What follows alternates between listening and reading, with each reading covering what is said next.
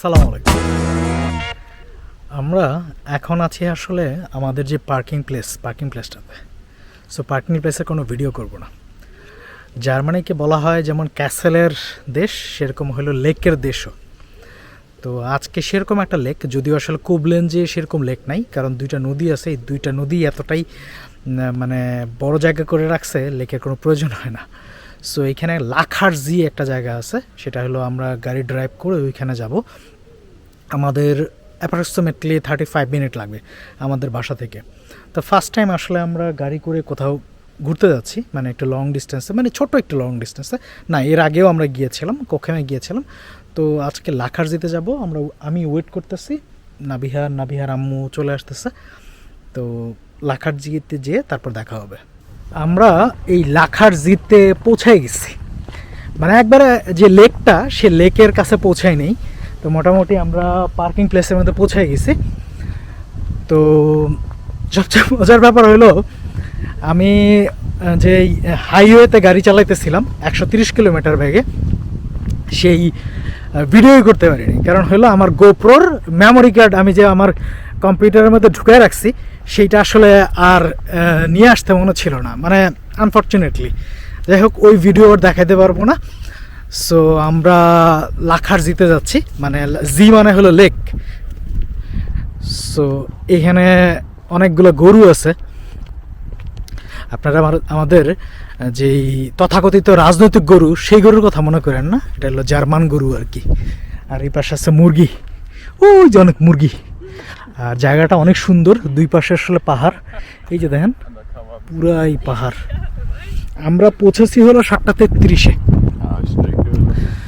তো আমরা এই গরুর মাঝখান দিয়ে লেকের কাছে পৌঁছাবো, তারপর লেকের মধ্যে কিছুক্ষণ থাকবো, তারপর আর কি আবার বাসায় চলে যাবো আর কি। এই সেই বিখ্যাত লেক যেখানে আসলে আমরা এসেছি, আসলে এইটার উদ্দেশ্য করে আসছি। এইখান থেকে মোটামুটি লেকের এন্ড দেখা যাচ্ছে, কিন্তু এই পাশেও আসলে অনেক লেক আছে, অনেকটুকু এরিয়া আছে যেটা আসলে এই গাছের জন্য দেখা যাচ্ছে না। যদিও আসলে এইখানে কিছু জলজ গাছ জন্মে আছে, সেই জন্য আসলে আরও দেখা যাচ্ছে না। তো আমরা আরেকটা পাশ যাওয়ার চেষ্টা করব, যেই পাশটা দিয়ে আসলে লেকটা একটু সুন্দর করে দেখার চেষ্টা করব।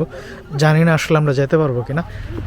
আমরা যে লাখার যে লেকটা আছে, সেই লেকটার আরেকটা পাশ দেখার জন্য মোটামুটি জঙ্গল দিয়ে ঘুরতেছি আর কি। তো এইখানে একটা ফ্যাক্ট হলো যে আমরা আগে থেকে সার্চ করে আসিনি।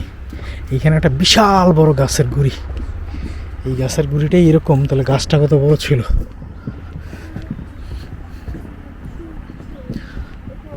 তো আমরা কিছুটা পথ হাঁটবো, যদি একটা সাইড না পাই তাহলে আর কিছু করার নাই, আমাদেরকে আবার আগের জায়গায় ফেরত যেতে হবে এবং বাসার দিকে চলে যেতে হবে আর কি।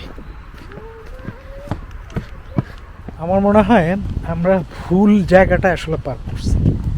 আমরা আসলে ছোট একটা জায়গা দেখতেছিলাম, যেখান থেকে আসলে ওই লাখার যে লেকটা দেখা যাচ্ছে, কিন্তু যে আরও কয়েকটা পয়েন্ট যেখান থেকে মোটামুটি লেকটা খুব ভালো করে দেখা যায়, এরকম পয়েন্ট আসলে আমরা খুঁজে পাচ্ছি না। আমরা অনেকক্ষণ যাবত হাঁটতেছি।